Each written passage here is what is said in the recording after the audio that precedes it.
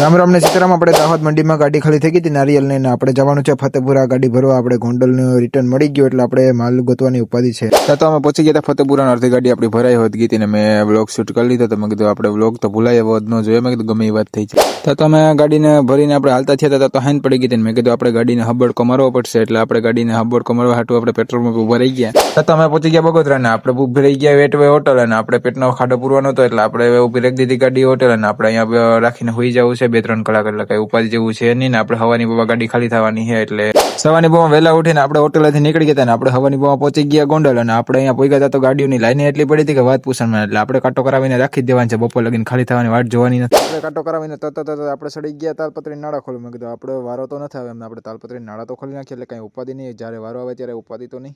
તો મારી બપોર પેલા ગાડી ખાલી કરવાનો વારો આવી ગયો. મેં કીધું મારો ભાવ સુધરી ગયા. મેં કીધું વહેલી ગાડી ખાલી થાય એટલે આપણે વહેલો માલ ભરી શકીએ ને. પણ આપણે માલ ભરવાનો નથી, સીધી ખાલી કહેવત મારી દેવાની છે. રામ રામ ને સીતારામ. મળીએ બીજા મિની વ્લોગમાં.